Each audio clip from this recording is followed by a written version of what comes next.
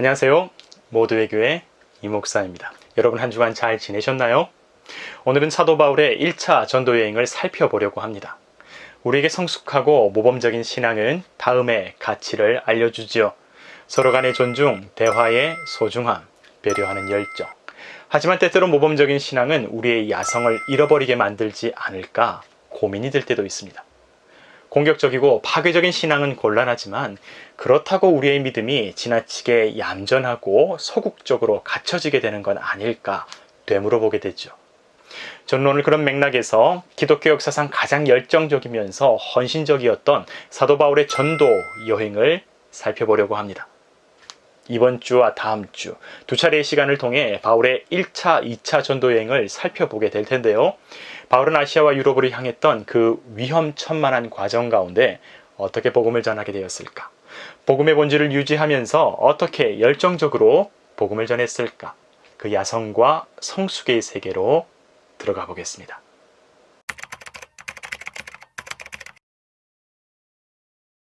바울의 1차 전도 여행은 사도행전 13장부터 시작됩니다.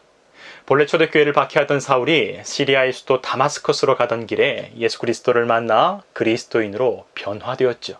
그 유대교를 떠나 초대교회의 열정적인 사도로 성장하기까지 많은 어려움과 과정들을 겪어야 했습니다. 물론 홀로 된 것은 아니었습니다.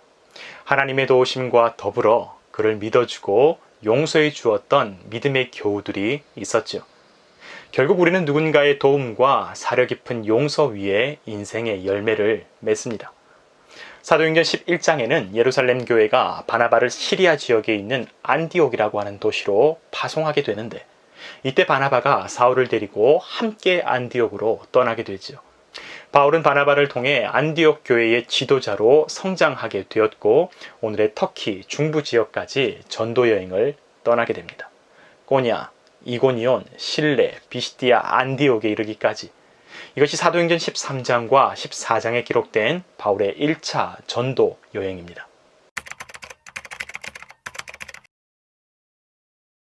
바울과 바나바가 처음으로 향했던 곳은 바로 키프로스, 성경에는 구브로라고 불리우는 섬이었습니다.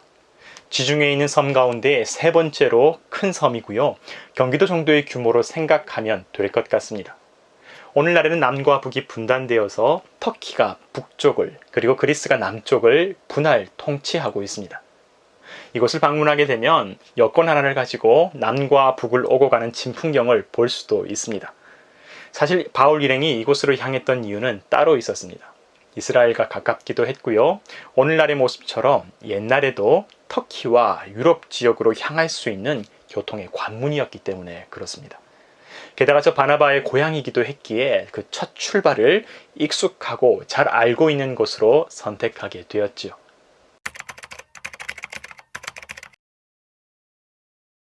그들은 성령의 인도하심에 따라 키프로스에 도착하였고 유대인의 회당으로 들어가 하나님의 말씀을 전했습니다. 안정적이고 적법한 과정을 따랐죠. 누구나 성경을 풀어 말할 수 있는 합의된 공간, 바로 유대인들의 회당입니다. 그곳에서 자유롭게 정당하게 말씀을 전합니다. 이 방식이 바울의 2차 전도 여행까지 쭉 계속해서 이어지게 됩니다. 여러분, 열정과 뚝심이 강하다고 하여서 아무렇게나 소리를 지르지 않았습니다. 적법하고 합의된 공간, 건강하고 올바른 과정을 통해서 진리의 정당성을 지혜롭고 선명하게 입증했습니다. 이것이 바로 사도 바울의 방식이었습니다. 그런데 그 여파가 상당했나 봅니다. 키프로스의 바보라고 하는 동네에 파포스라고 하는 동네에 이르렀을 때에 바예수라고 하는 유재인 거짓 선지자를 만나게 되는데, 그가 키프로스의 총독이었던 서기오 바울에게 일행의 험담을 한 모양입니다. 조금 상세히 살펴보면 이렇습니다. 키프로스에는 서기오 바울이라고 하는 예수님을 알지 못하는 헬라인 총독이 있었고, 그의 곁에는 바예수라고 하는 거짓 선지자이자 마술사인 엘루마라고 하는 사람이 있었나 봅니다. 성경에 따르면 이 총독 서기오 바울은 지혜로운 사람이어서 바나바와 바울을 불러 하나님의 말씀을 드려보려고 합니다. 하지만 이 바예수 엘루마가 총독에게 믿지 못하도록 회방을 놓았다고 하죠. 결국 바울이 성령으로 충만하여 엘루마를 향해 용감무쌍한 말씀을 선포합니다.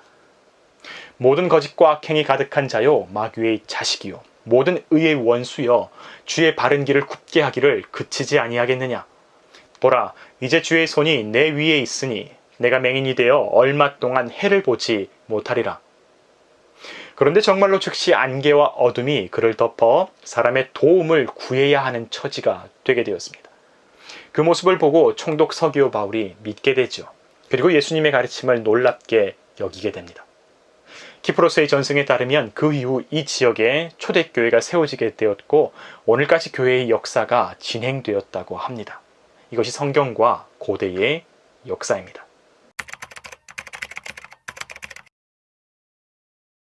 말씀을 여기까지만 이해한다면 이런 일이 있었구나, 이런 옛날 이야기가 있네 하고 끝날지도 모르겠지요. 하지만 조금 더 심층적으로 한번 살펴보겠습니다. 서기오 바울은 예수님과 교회와 성경에 대해 알지 못했던 로마 사람입니다. 그에 반해 저 간사해 보이는 바예수 엘루마는 어떤 사람입니까? 6절 말씀을 보면 그는 바예수라고 하고 또 그 출신은 유대인이라고 합니다. 그런데 거짓 선지자이며 마술사라고도 합니다. 묘하게 모순된 부분이 있지요. 제가 이 부분을 주목한 이유가 있습니다.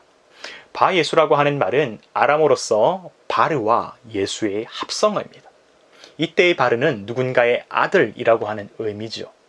그러니 바예수라고 한다면 예수의 아들이라고 하는 의미가 되는 것입니다. 자, 그러니까 이 사람 엘루마가 사람들에게 마술을 부리면서 사람들에게 자기를 예수의 아들이라고 소개한 겁니다. 자칭 메시아, 자칭 예수의 아들, 아마 자칭 선지자가 되는 것이죠. 아마 이 사람은 유대인 출신이었기 때문에 어려서부터 율법, 토라의 말씀을 배웠을 겁니다. 그리고 예루살렘과 갈릴리를 풍미했었던 예수 그리스도에 관한 이야기도 들었겠죠. 그 지식을 바탕으로 스스로를 예수의 아들 혹은 예수의 후계자 그렇게 노릇을 한 겁니다. 고대의 지도자들은 신탁이라고 하여서 신비한 지식과 예언을 가까이 했기에 이 사람 엘루마는 충분히 자신의 직업으로 삼을 만한 그 구멍을 발견한 겁니다. 나름대로 성공한 유사 종교인 노릇을 톡톡히 한 것이죠. 돈을 벌기 위해서라면 뭐든지 하는 세상, 자본주의가 낳은 종교 괴물, 잔악괴 아닐까요? 사람의 마음과 미래에 대한 궁금증은 예나 지금이나 여전합니다. 엘루마는 이단 사이비 종교나 미신과 같은 방법으로 사람의 마음을 미혹해 왔습니다. 그리고 그것으로 자기의 배와 욕망을 채웠죠. 여러분, 우리의 주변에도 이런 경우를 얼마나 많이 봅니까? 이단 사이비 종교나 미신만이 아니라 정치와 사회 현장 가운데에서도 마찬가지입니다. 여러분, 그렇습니다. 아무리 종교적인 지식이 있어도 언변이 뛰어나도 그리고 성경에 대해 잘 알고 있어도 올바르지 않은 선택을 할 수 있습니다. 그리고 세상을 어지럽게 만들 수 있습니다. 오늘 바울은 이 현실을 목격했습니다. 그리고 용기를 내어 그를 무찔렀고 복음의 승리와 진리가 무엇인지를 밝혀내었습니다.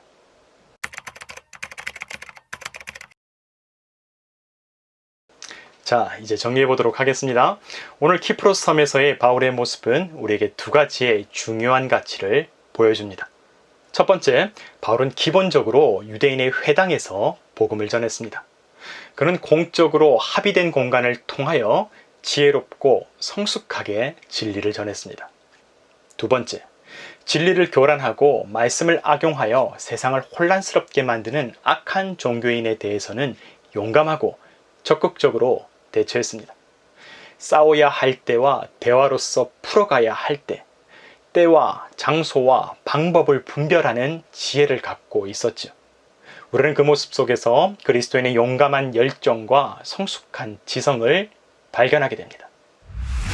우리도 얼마든지 엘루마와 같은 잔악괴가 될 수 있습니다. 우리도 얼마든지 때와 장소를 가르치 못할 수도 있죠. 그러나 누구나 바울과 같이 야성과 지성을 겸비할 수 있습니다. 예수 그리스도 안에서. 그런 믿음의 훈련을 경주해 나가는 저와 여러분이 되기를 간절히 바랍니다. 오늘 제가 준비한 시간은 여기까지고요. 여러분 한 주간도 승리하시고요. 오늘도 감사합니다.